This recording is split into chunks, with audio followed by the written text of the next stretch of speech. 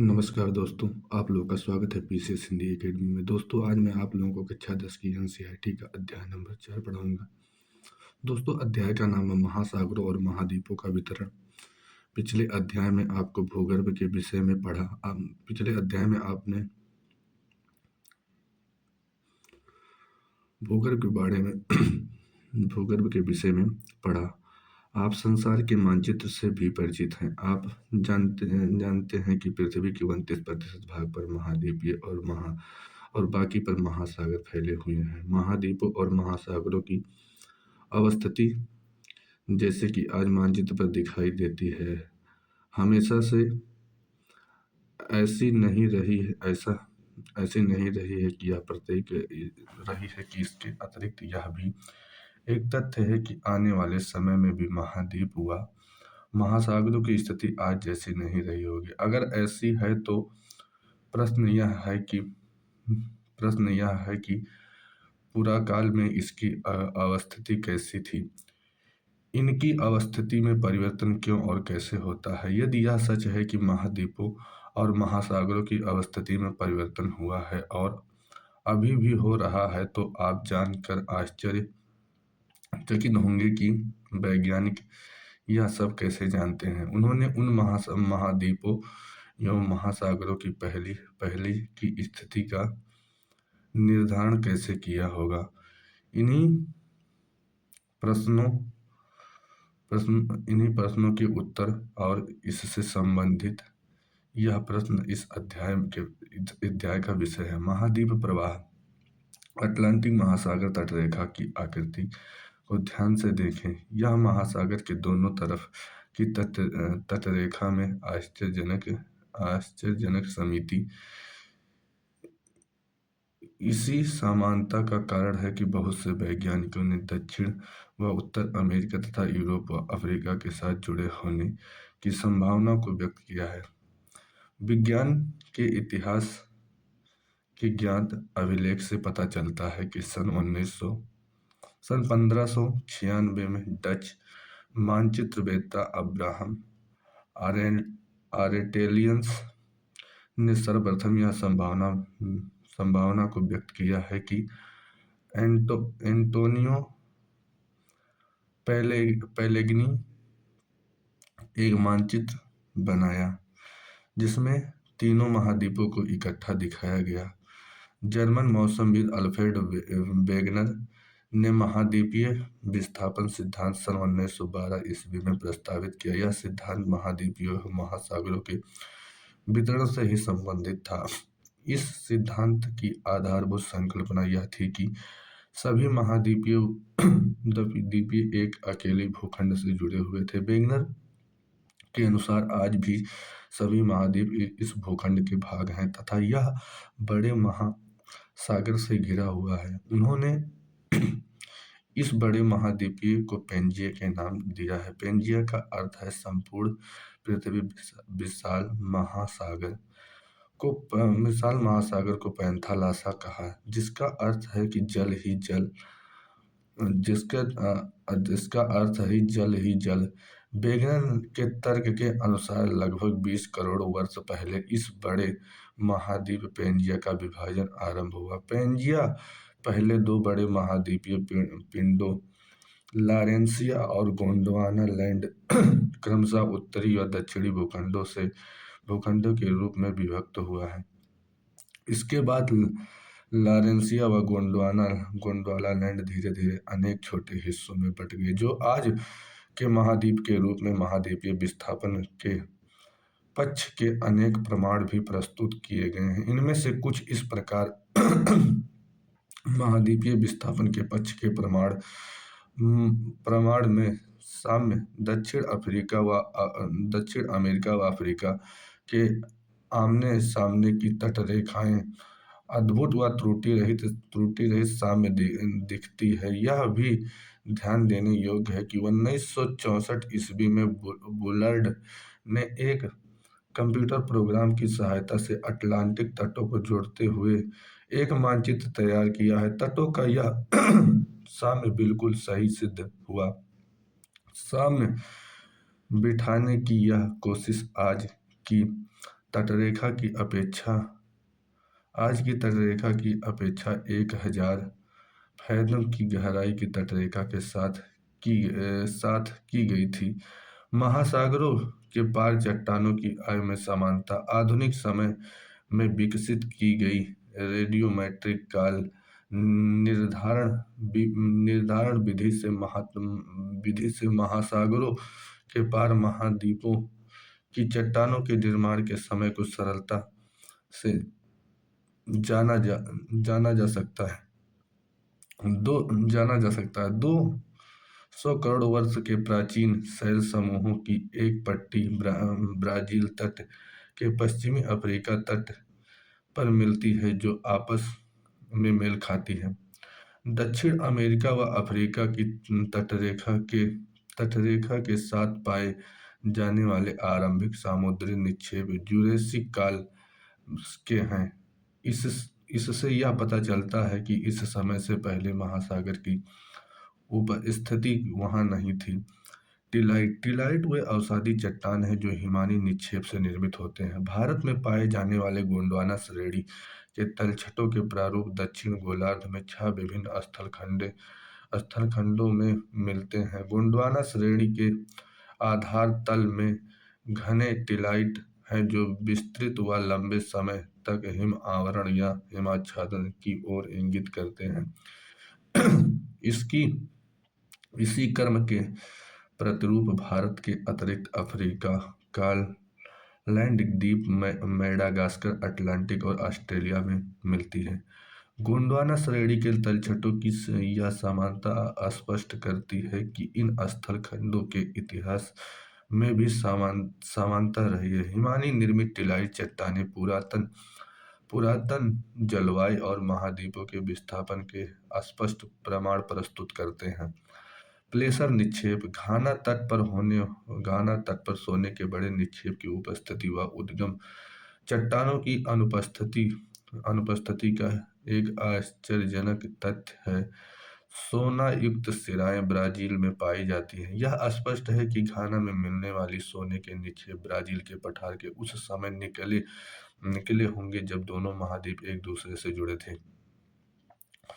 जीवाश्म का वितरण यदि समुद्र अवरोध के दोनों के विपरीत किनारों पर जल व स्थल में पाए जाने वाले पौधे व जंतुओं की समान प्रजाति पाई जाए तो उनके वितरण की व्याख्या में समस्या उत्पन्न होती है। इस परीक्षण से कि लैमूर भारत, मेडागास्कर व अफ्रीका में मिलते हैं। कुछ वैज्ञानिकों ने इन तीनों स्थलखंडों को जोड़कर एक सकल स्थलखंड लैमूरिया की उपस्थिति को स्वीकारा है। मेसोसारस नाम से छोटे रेंगने वाले जीव केवल उथले खारे पानी में ही रह सकते हैं। इनकी अवस्थिति केवल दक्षिण अफ्रीका के दक्षिण केप प्रांत और ब्राजील में इरावत शैल समूह में ही मिलते हैं। ये दोनों स्थान आज एक दूसरे से 4800 किलोमीटर की दूरी पर हैं और इनके बीच एक महासागर विद्यमान है। प्रवाह संबंधी बल वेगनर के अनुसार महाद्वीपीय विस्थापन के 2 कारण थे, पोलर या ध्रुवीय फ्लाइंग बल और ज्वारीय बल। ध्रुवीय फ्लाइंग बल पृथ्वी के घूर्णन से संबंधित है। आप जानते हैं कि पृथ्वी की आकृति एक संपूर्ण गोले जैसे नहीं है वरन यह भूमध्य रेखा पर उभरी हुई है। यह उभार पृथ्वी के घूर्णन के कारण। दूसरा बल जो वेगनर महोदय ने सुझाया है वह ज्वारीय बल है जो सूर्य व चंद्रमा के आकर्षण से संबंधित है जिससे महासागरों में ज्वार पैदा होते हैं। वेगनर मानता है कि करोड़ों वर्षों के दौरान ये बल प्रभावशाली होकर विस्थापन के लिए सक्षम हो गए। यदि बहुत से वैज्ञानिक इन दोनों ही बलों को महाद्वीपीय विस्थापन के लिए सर्वथा अपर्याप्त समझे। संवहन धारा सिद्धांत 1930 के दशक में आर्थर होम्स ने मेंटल मेंटल भाग में संवहन धाराओं के प्रभाव की संभावना व्यक्त की है। ये धाराएं रेडियो एक्टिव तत्वों से उत्पन्न उत्पन्न ताप भिन्नता से मेंटल भाग से में उत्पन्न होती हैं। होमस ने तर्क दिया कि पूरे मेंटल भाग में इस प्रकार की धाराओं का विद्यमान विद्यमान है। यह उन प्रवाह बलों की व्याख्या प्रस्तुत करने का प्रयास प्रयास था जिसके आधार पर समकालीन वैज्ञानिक ने महाद्वीपीय विस्थापन सिद्धांत को नकार दिया। महासागरीय अधस्थल का मानचित्र महासागरों की बनावट और आकार पर विस्तृत शोध यह स्पष्ट करता है कि महासागरों का अधस्थल एक विस्तृत मैदान नहीं है, वरन उनमें भी उच्चावच पाए जाते हैं। द्वितीय विश्व युद्ध के बाद महासागरीय अधस्थल के निरूपण अभिमान ने महासागरों की उच्चावच संबंधी विस्तृत जानकारी प्रस्तुत की है और यह दिखाया है कि इसके अधस्थली में जलमग्न पर्वतीय कटकों व गहरी खाइयां हैं जो प्रायः महाद्वीपों के किनारे पर स्थित हैं।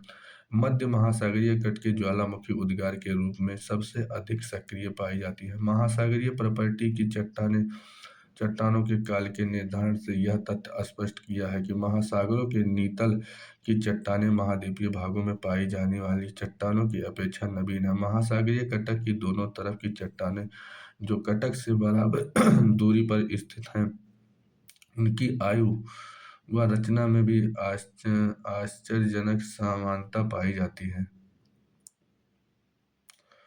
वर्णित है कि गहराई उच्चावच के प्रकार के आधार पर महासागरीय तल तीन प्रमुख भागों में विभाजित किया जा सकता है। ये भाग है, पहला महाद्वीपीय सीमा, दूसरा गहरे समुद्री बेसिन और तीसरा मध्य महासागरीय कटक। महाद्वीपीय सीमा ये महाद्वीपीय किनारे के गहरे समुद्र बेसिन के बीच का भाग है। इनमें महाद्वीपीय मैग्नेटक, महाद्वीपीय ढाल, महाद्वीपीय उभार और गहरी महासागरीय खाइयां आदि शामिल हैं। महासागरों व महाद्वीपों के वितरण को समझने के लिए गहरी महासागरीय खाइयों के क्षेत्र विशेषण महत्वपूर्ण रोचक हैं। वितलीय मैदान ये विस्तृत मैदान महाद्वीपीय तटों के मध्य महासागरीय कटकों के बीच पाए जाते हैं। वितलीय मैदान वह क्षेत्र है जहाँ महाद्वीपों से बहाकर लाए गए अवसाद इसके तटों से दूर निक्षेपित होते हैं। मध्य महासागरीय कटक आपस में जुड़े हुए पर्वतों की एक श्रृंखला बनाती है। महासागरीय जल में डूबी हुई जल पृथ्वी के धरातल पर पाई जाने वाली संभवतः सबसे लंबी पर्वत श्रृंखला है। इन कटकों के मध्यवर्ती शिखर पर एक रिफ्ट व प्रवाहजनक पठार है। इसकी लंबाई के साथ साथ प्रवास मंडल इसकी विशेषता है। मध्यवर्ती भाग में उपस्थित द्रोणी वास्तव में सक्रिय ज्वालामुखी क्षेत्र है। पिछले अध्याय में मध्य महासागरीय ज्वालामुखी के रूप में ऐसे ज्वालामुखी की जानकारी दी गई है। भूकंप व ज्वालामुखी का वितरण, भूकंप की गतिविधि और ज्वालामुखी वितरण का दिए गए मानचित्र 4.5 आ और बा के अध्ययन करें। आप अटलांटिक महासागर के मध्यवर्ती भाग के तटों के तटरेखा से लगभग समानांतर एक बिंदु देखेंगे। यह आगे बिंदु महासागर तक जाती है। भारतीय उपमहाद्वीप के थोड़ा दक्षिण में ये दोनों भागों में बढ़ जाती हैं, जिसकी शाखा एक पूर्वी अफ्रीका की ओर चली जाती है और दूसरी म्यांमार से होती हुई न्यू गिनी पर एक ऐसी ही रेखा को मिल जाती है। आप पाएंगे कि यह बिंदु रेखा मध्य महासागरीय कटकों के समरूप और भूकंपीय संकेंद्रण का दूसरा क्षेत्र है। छायांकित मेखला के माध्यम से दिखाया गया है कि जो अल्पाइन हिमालय श्रेणियों के और प्रशांत महासागरीय किनारों के समरूप में सामान्यतः मध्य महासागरीय कटकों के क्षेत्र में भूकंप के उद्गम केंद्र की कम गहराई पर है, जबकि अल्पाइन हिमालय पट्टी व प्रशांत महासागर किनारे पर ये केंद्र अधिक गहराई पर है। ज्वालामुखी मानचित्र भी इसी का अनुसरण करते हैं। प्रशांत महासागर के किनारों को सक्रिय ज्वालामुखी के क्षेत्र में होने के कारण रिंग ऑफ फायर भी कहा जाता है। सागरीय अधस्तल का विस्तार जैसा कि ऊपर वर्णित किया गया है कि प्रवाह के उपरांत अध्ययनों ने महत्वपूर्ण जानकारी प्रस्तुत की है जो वेगनर के महाद्वीपीय विस्थापन सिद्धांत के समय उपलब्ध नहीं थी। चट्टानों के पूरा चुंबकीय अध्ययन और महासागरीय तल के मानचित्रण ने विशेष रूप से निम्न तथ्यों को उजागर किया है। यह देखा गया है कि मध्य महासागरीय कटकों के साथ ज्वालामुखी उद्गार सामान्य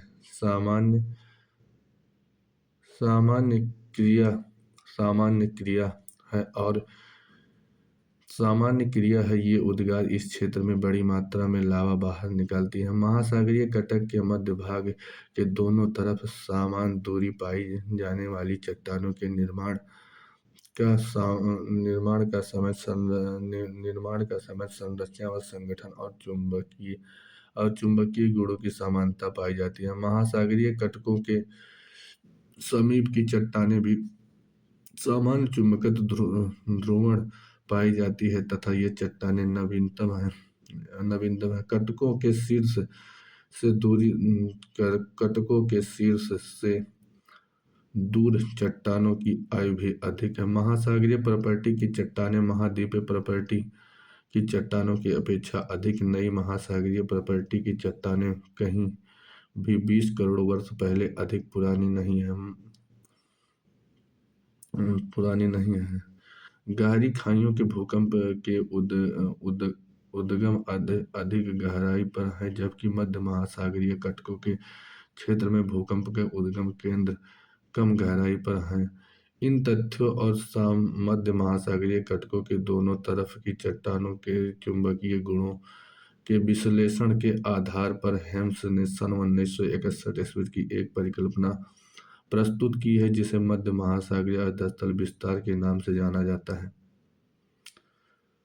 तर्क के अनुसार महासागरीय कटकों के शीर्ष पर लगातार ज्वालामुखी उद्भेदन से महासागरीय प्रॉपर्टी के विभेदन हुआ है और नया लावा इस दरार को भरकर महासागरीय प्रॉपर्टी के दोनों तरफ धकेल रहा है। इस प्रकार महासागरीय अधस्तल का विस्तार हो रहा है। महासागरीय प्रॉपर्टी का अपेक्षाकृत नवीनतम होना और इसके साथ ही एक महासागर के विस्तार से दूसरे महासागर के न सिकुड़ने पर हेम्स ने महासागरीय प्रॉपर्टी पर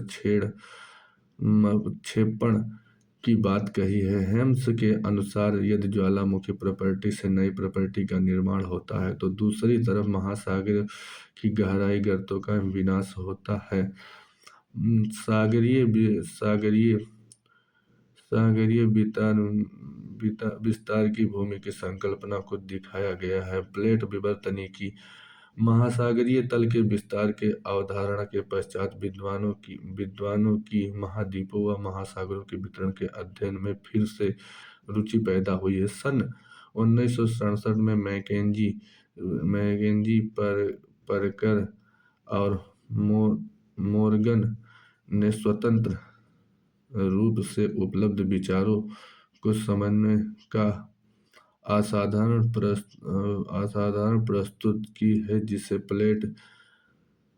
प्लेट विवर्तनिकी कहा गया है। एक विवर्तनिक प्लेट जिससे लिथोस्फेरिक प्लेट कहा जाता है, ठोस चट्टान का विशाल अनियमित आकार का खंड जो महाद्वीपीय और महासागरीय स्तरों से मिलकर बना है। ये प्लेट दुर्बलता मंडल पर एक दृढ़ इकाई के रूप में क्षैतिज अवस्था में चलायमान है। स्थल मंडल में प्रॉपर्टी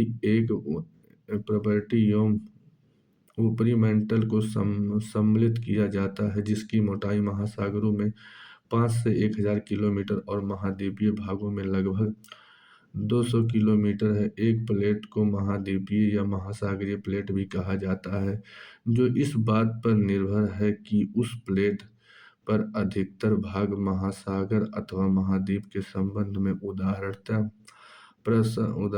प्रशांत प्लेट मुख्यतः महासागरीय प्लेट है, जबकि यूरेशियन प्लेट को महाद्वीपीय प्लेट कहा जाता है। प्लेट विवर्तनिकी के सिद्धांत के अनुसार पृथ्वी का स्थलमंडल 7 मुख्य प्लेटों के कुछ छोटे प्लेटों में विभक्त है। नवीन वलित पर्वत श्रेणियां, खाइयां और भ्रंश इन कुछ प्लेटों के सीमांकित करते हैं। एक मिनट दोस्तों। प्रमुख प्लेटें इस प्रकार हैं दोस्तों। अंटार्कटिक प्लेट, जिसमें अंटार्कटिक और इसके चारों ओर से घेरती हुई महासागरीय प्लेट भी शामिल है। उत्तरी अमेरिका प्लेट, जिसमें पश्चिमी अटलांटिक तट सम्मिलित हैं, तथा दक्षिण अमेरिका प्लेट व कैरेबियन द्वीप इसकी सीमा का निर्धारण करते हैं। दक्षिणी अमेरिकी प्लेट पश्चिमी अटलांटिक तट समेत और उत्तरी अमेरिकी प्लेट व कैरेबियन द्वीप के पृथक करते हैं। प्रशांत महासागर plate, Indo Australian New Zealand plate, अफ्रीकी प्लेट जिसमें पूर्वी अटलांटिक तट शामिल है, और यूरेशियन प्लेट जिसमें पूर्वी अटलांटिक महासागरीय तल सम्मिलित हैं। कुछ महत्वपूर्ण छोटे प्लेट निम्नलिखित। कोकोस प्लेट, यह प्लेट मध्यवर्ती अमेरिका व प्रशांत महासागर प्लेट के बीच स्थित है। नजका प्लेट, यह दक्षिण अमेरिका व प्रशांत महासागर प्लेट के बीच स्थित है। अरेबियन प्लेट, इनमें अधिकतर अरब प्रायद्वीपीय के भूभाग सम्मिलित हैं। फिलीपीन प्लेट, यह एशिया महाद्वीप और प्रशांत महासागर प्लेट के बीच स्थित है। कैरोलिन प्लेट, यह न्यू गिनी के उत्तर में फिलीपींस व इंडियन प्लेट के बीच स्थित है। फ्यूजी प्लेट, यह ऑस्ट्रेलिया के उत्तर पूर्व में स्थित है। ग्लोब पर ये प्लेट पृथ्वी के पूरे इतिहास काल में लगातार विचरण कर रही है। वेगनर की संकल्पना है कि केवल महाद्वीपीय गतिमान सही नहीं है, महाद्वीपीय प्लेट का हिस्सा है, और प्लेट चलायमान है। यह एक निर्विवाद तथ्य है कि भूवैज्ञानिक इतिहास में सभी प्लेट गतिमान रहे हैं और भविष्य में सभी गतिमान रहेंगे। चित्र 4.1 में विभिन्न कालों और महाद्वीपों के भागों की स्थिति को दर्शाया गया है। वेगनर के अनुसार आरंभ में सभी महाद्वीपों से मिलकर बना एक सुपर महाद्वीप पैंजिया के रूप में विद्यमान है, तथा यद्यपि बाद की खोज में यह स्पष्ट किया गया है कि महाद्वीपीय पिंड जो प्लेट के ऊपर स्थित है भूवैज्ञानिक काल के प्रयत्न चलायमान थे। ये पैंजिया अलग अलग महाद्वीपीय खंडों के अभिसरण से बना था, जो कभी एक या किसी दूसरी प्लेट के हिस्से थे। पुराचुंबकीय आंकड़ों के आधार पर वैज्ञानिकों ने विभिन्न भूकालों में प्रत्येक महाद्वीपीय खंड की अवस्थिति निर्धारित की है। भारतीय उपमहाद्वीप की अधिकांशतः प्रायद्वीपीय भारत की अवस्थिति नागपुर क्षेत्र में पाई जाने वाली चट्टानी विश्लेषण के आधार पर आकी गई है। प्लेट संरचना के फलस्वरूप 3 प्रकार की प्लेट सीमाएं बनाती हैं। अभिसारी सीमाएं, जब 2 प्लेटें एक दूसरे के विपरीत में अलग हटती हैं और नई प्लेट का निर्माण करती है तो उन्हें अभिसारी प्लेट कहते हैं। वह स्थान जहां से प्लेट एक दूसरे से दूर होती है इन्हें प्रसारी स्थान भी कहा जाता है। अपसारी सीमा का सबसे अच्छा उदाहरण मध्य अटलांटिक कटक है। यहाँ से अमेरिकी प्लेट उत्तरी अमेरिका व दक्षिणी अमेरिका के प्लेट तथा यूरेशिया व अफ्रीका के प्लेट अलग हो रही है। अभिसरण सीमा, जब एक प्लेट दूसरे प्लेट के नीचे धंसती है और भूप्रपाटी नष्ट होती है, वह अभिसरण सीमा का वह स्थान जहाँ जहाँ प्लेट है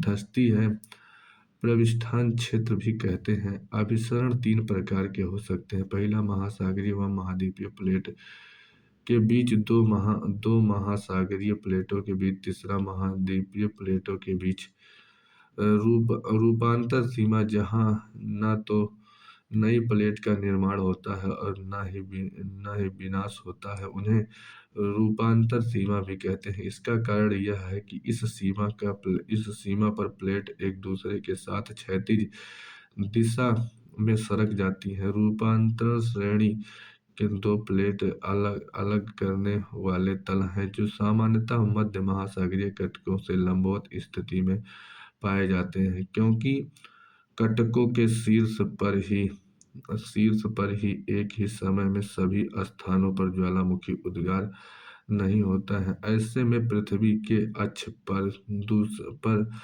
दूसरे प्लेट के हिस्से में विभिन्न प्रकार की गति करते हैं। इसके अतिरिक्त पृथ्वी के घूर्णन का भी प्लेट के अलग अलग खंडों में भिन्न प्रभाव पड़ता है। प्लेट प्रवाह की दर कैसे निर्धारित होती है? प्लेट प्रवाह की दर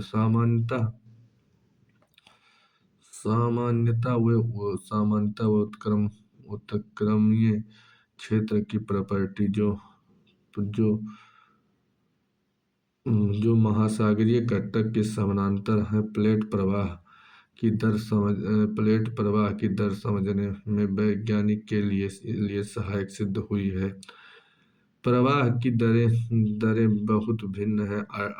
अटलांटिक ट्रिक की प्रवाह दर सबसे कम है, 2.5 सेंटीमीटर प्रति वर्ष से भी कम है। ईस्टियन द्वीप के निकट पूर्वी प्रशांत महासागरीय उभार, जो चिली से 3,400 किलोमीटर पश्चिम की ओर दक्षिण प्रशांत महासागर में है, इसकी प्रवाह दर सर्वाधिक है। जो प्लेट को संचालित करने वाली बल। जिस समय वेगनर महोदय ने महाद्वीपीय विस्थापन सिद्धांत प्रस्तुत किया था, उस समय अधिकतर वैज्ञानिकों का विश्वास था कि पृथ्वी का एक ठोस गति रहित पिंड है। यद्यपि महासागरीय अधस्थल विस्तार और प्लेट विवर्तनिक दोनों सिद्धांतों ने इस बात पर बल दिया है कि पृथ्वी का धरातल भूगर्भ दोनों पर ही स्थिर न होकर गतिमान है। प्लेट विचरण करती है, यह एक अकाट्य तथ्य है। ऐसा माना जाता है कि दृढ़ प्लेट के नीचे चलायमान चट्टानें वृत्ताकार रूप में चल रही थी। उष्ण पदार्थ धरातल पर पहुंचता है और फैलता है, धीरे धीरे ठंडा होता है, फिर गहराई में जाकर नष्ट हो जाता है।